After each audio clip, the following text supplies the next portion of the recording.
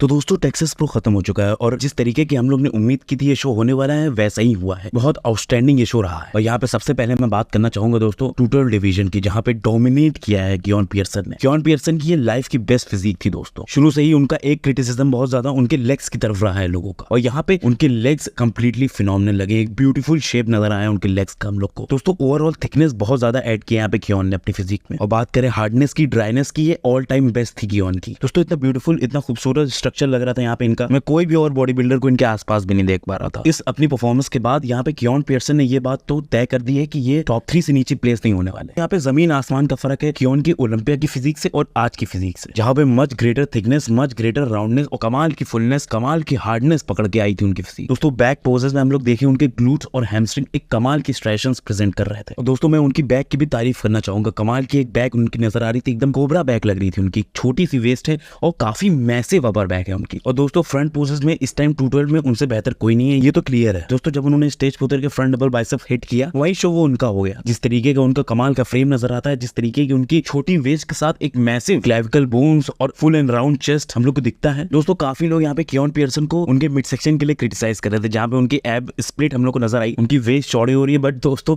यहाँ पे वेस्ट उनकी डेफिनेटली चौड़ी नहीं हुई है। जब वो पोज हिट करते हैं उनकी कमाल की एक छोटी वेस्ट हम लोग को नजर आती है। उनका ये जो एब स्प्लिट है ये उनके करियर की शुरुआत से रहा है। शुरू से हम लोग ने देखा है कि उनके एब्स में जब वो क्लासिक में भी कॉम्पीट करते थे तब भी एक स्प्लिट था, और यहाँ पे हाँ थोड़ा वो ज्यादा प्रोनाउन हो गया है स्प्लिट, लेकिन जो इसका रीजन है वो उनके फ्रेम पे एडेड साइज ही है। हम लोगों ने रॉनी कोलमैन के साथ भी ऐसा होते हुए देखा था दोस्तों। उनके करियर की शुरुआत में उनका एब स्प्लिट था लेकिन इतना प्रोनाउन नहीं था, और करियर के एंड आते आते उनका एब स्प्लिट और ज्यादा बढ़ गया था। लेकिन इन माय ओपिनियन यहाँ पे एब स्प्लिट जो कियोन का था वो इतना ज्यादा बढ़ा हुआ नहीं था। एंड आई थिंक इस जेनेटिक डिसएडवांटेज के कियोन इतना कुछ कर नहीं सकते, बट हाँ उनका ये फ्लॉ है, ये मैं भी मानता हूँ। लेकिन जिस तरीके से अपने फ्लॉ को ये हाइड करते हैं, जिस तरीके से वो वैक्यूम हिट करते हैं, उससे उनकी फिजिक 10 टाइम्स बेटर हो जाती है। ऑफ कोर्स एक कमाल का मिड सेक्शन जहाँ पे एक कमाल के सिमेट्रिकल एब्स हो, वो उनकी फिजिक को और ज्यादा बेहतर कर सकते हैं और ज्यादा एक्स फैक्टर उनकी फिजिक में बढ़ा सकते हैं। लेकिन अभी भी दोस्तों वर्ल्ड क्लास ही है दोस्तों। इसी के साथ हम लोग चलते हैं यहाँ पे जिसने सेकंड प्लेस किया उस बॉडी बिल्डर की तरफ। यहाँ पे कुछ ज्यादा है नहीं बोलने के लिए। हाँ मैं ये जरूर बोलना चाहूंगा यहाँ पे उनके और कियोन के बीच में बहुत ज्यादा डिस्पैरिटी दिख रही थी दोस्तों। नोएल एडम्स का फ्रेम उतना एक्स्ट्राऑर्डिनरी नहीं है, जहाँ पे उनका स्ट्रक्चर थोड़ा बॉक्सी टाइप का है, जिसकी वजह से दोस्तों हाँ थोड़ा ज्यादा ग्रेनी होने के बावजूद भी मुझे नोएल एडम कहीं आसपास भी नहीं नजर आया कियोन पियर्सन के दोस्तों। कियोन पियर्सन ने ये शो जीतने के बाद एक अपनी इंस्टाग्राम पे पोस्ट भी डाली, जहाँ पे उन्होंने बताया कि ये उनका शो जीतने के बाद की पंप्ड फिजिक है। जहाँ पे उन्होंने एक और सवाल उठाया अपने कैप्शन में। उन्होंने पूछा कि क्या उनको अब ओपन में स्विच हो जाना चाहिए। हाँ दोस्तों अभी तो वो ओपन में डेफिनेटली स्विच नहीं होने वाला है। उनको ओपन में स्विच होने के लिए, उनको ओपन में कॉम्पिटिटिव होने के लिए और ज्यादा मसल अपनी फ्रेम में ऐड करनी पड़ेगी। लेकिन जिस हिसाब की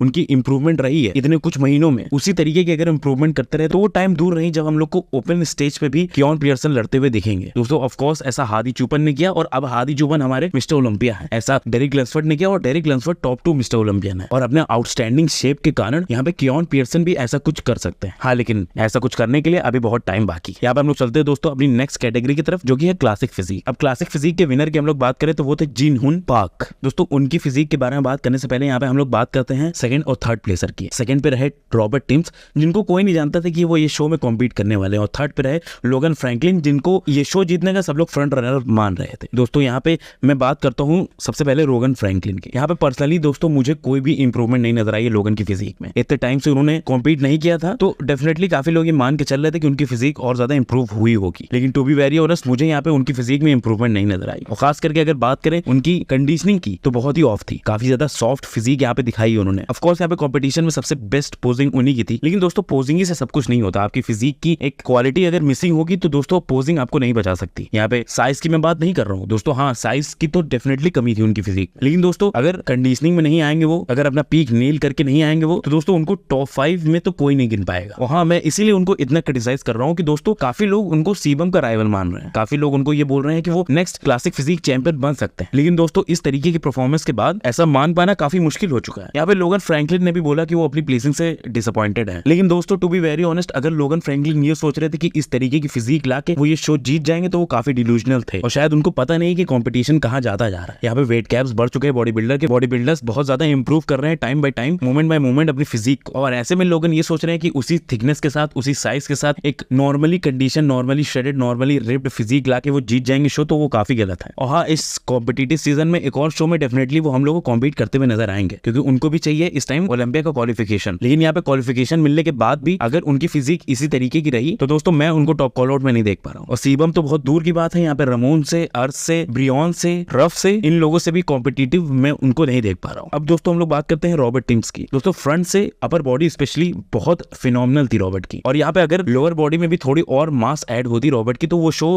ही डेफिनेटली जीतते। कमाल के बाइसेप पीक्स यहाँ पे लग रहे थे, कमाल का एक मिड सेक्शन था उनका, और एक बहुत ही फिनोमिनल फ्लो प्रेजेंट किया था अपनी फिजिक में उन्होंने। लेकिन अनफॉर्चुनेटली उनको लोअर बॉडी में अभी बहुत ज्यादा मेहनत करनी है, उनको अपनी लोअर बॉडी में अभी बहुत ज्यादा इंप्रूवमेंट करनी है। रॉबर्ट भी काफी टाइम के बाद कॉम्पीट कर रहे थे, लेकिन टू बी वेरी ऑनेस्ट उनकी फिजिक में भी इतनी इंप्रूवमेंट नहीं नजर आई। इस टॉप 3 में तो डेफिनेटली उनकी फिजिक फिनोमिनल लगी रही थी, लेकिन इतनी नहीं लग रही थी कि वो भी कुछ बड़ा इंपैक्ट डाल पाए ओलंपिया के लाइनअप में। दोस्तों यहाँ पे हम लोग चलते हैं अपने शो विनर की तरफ, जी हुन पार्क। दोस्तों यहाँ पे एक फिनोमिनल, एक कंप्लीट फिजिक दिखाई उन्होंने। ये दोनों बॉडी बिल्डर्स की फिजिक में काफी जो कमियां थी वो जी हुन की फिजिक में नहीं। ऑफ कोर्स उनकी लोअर बॉडी फिनोमिनल थी, उनकी बैक भी काफी कंप्लीट थी। दोस्तों फ्रंट से मैं अभी भी रॉबर्ट को थोड़ा ज्यादा ऊपर मान रहा हूँ, लेकिन बाकी एरियाज में मेरे ख्याल से यहाँ पे पार्क ज्यादा बेहतर है, और ये शो डेफिनेटली वो जितना डिजर्व करते थे, और ओलंपिया में भी काफी इंटरेस्टिंग हो देखना कि वो कहाँ प्लेस करेंगे। दोस्तों इसी के साथ हम लोग चलते हैं अपने मेन इवेंट की तरफ। दोस्तों ओपन बॉडी बिल्डिंग, यहाँ पे थर्ड प्लेस किया है कार्लोस थॉमस जूनियर ने, और कार्लोस थॉमस जूनियर ने थोड़ा सा अंडरवेल्म किया अपनी फिजिक से। हाँ, उनके प्रो डेब्यू के हिसाब से ये काफी अच्छी फिजिक, काफी थिकली डेवलप्ड फिजिक थी उनकी, उनके फ्रेम के हिसाब से तो काफी मैसिव लग रहे थे वो। लेकिन बाकी दोनों बॉडी बिल्डर्स के सामने एक तो हाइट का डिसएडवांटेज था उनका, और ओवरऑल उनकी लैक ऑफ कंडीशनिंग की वजह से वो डेफिनेटली इन दोनों के बीच तो छुपे ही जा रहे थे। और वैसे भी एंड्रू जैट के सामने स्टैंड आउट कर पाना बहुत मुश्किल टास्क होता है, और वैसे में ऐसे अंडरवेलमिंग कंडीशनिंग अगर आप दिखाएंगे तो इस तरीके का शो तो जीत पाना आपके लिए बहुत मुश्किल होगा। स्टिल लोअर बॉडी उनकी बहुत बेहतरीन थी, और शेप भी उनका एक कमाल का उभर के नजर आ रहा था। यहाँ पे बहुत ज्यादा उनको इंप्रूवमेंट की जरूरत है अपनी बैक में। और हाँ, एक और चीज मैं बोलना चाहूंगा, यहाँ पे अगर लोअर बॉडी और अपर बॉडी को हम लोग थोड़ा हटा के देखें, यहाँ पे लोअर बॉडी काफी अच्छी कंडीशनिंग में लग रही थी उनकी, लेकिन अपर बॉडी में बहुत ज्यादा वाटर होल्ड किए हुए थे, वो बहुत ज्यादा सॉफ्ट थी उनकी। तो ये इशू तो डेफिनेटली उनको अपने करियर में फिक्स करना ही पड़ेगा, और ये इशू काफी एथलीट के साथ होता है कि कुछ बॉडी पार्ट्स उनके जल्दी कंडीशन हो जाते हैं, कुछ बॉडी पार्ट्स में और ज्यादा मेहनत लगती है कंडीशनिंग में लाने के लिए, और ज्यादा मेहनत लगती है श्रेडेड होने के लिए। दोस्तों बात करते हैं अपने टॉप 2 की तरफ। यहाँ पे मैं बोलना चाहूंगा दोस्तों कि हंटर की जो फिजिक थी वो लास्ट शो में थोड़ी बहुत बेहतर थी। अगर बात करें यहाँ पे प्रीजजिंग में तो डेफिनेटली हंटर उतने करीब नहीं लग रहे थे एंड्रू के। हाँ, फाइनल्स में बहुत कवर अप किया था, फाइनल में काफी अच्छी एक फिजिक प्रेजेंट की थी अपनी, जहाँ पे मामला थोड़ा और क्लोज हो गया था। लेकिन दोस्तों मैं सच बताऊं, यहाँ पे एंड्रू जैक ने डोमिनेट किया है, कमाल की फिजिक लग रही थी दोस्तों। अगर इंस्टाग्राम पे हम लोग एंड्रू को देखते हैं तो उतने डोमिनेटिंग नहीं लगते हैं वो, लेकिन दोस्तों दूसरे बॉडी बिल्डर्स के सामने एकदम ओवर शैडो कर देते हैं उनको। इतना मैसिव है उनका फ्रेम, और इतने मैसिव फ्रेम में भी ऐसा नहीं है कि उनकी मसल कम हो, उनकी बहुत मसल है। किसी भी बॉडी बिल्डर के सामने वो छोटे जरूर नहीं लगते हैं। दोस्तों अगर आप लोग को याद हो तो यहाँ पे एंड्रू जैक के कोच ने ये भी बोला था कि उन्होंने 5 पाउंड ऑफ मसल ऐड किया है, और दोस्तों मैं सच बताऊं तो यहाँ पे पूरा ऐसा लग रहा है 5 पाउंड ऑफ मसल उनकी बैक में गया है। मैसिवली इंप्रूव नजर आई उनकी बैक हम लोग को यहाँ पे। दोस्तों ओलंपिया में काफी अंडरवेलमिंग बैक थी उनकी, आर्नोल्ड क्लासिक में थोड़ी सी बेहतर हुई, और यहाँ तो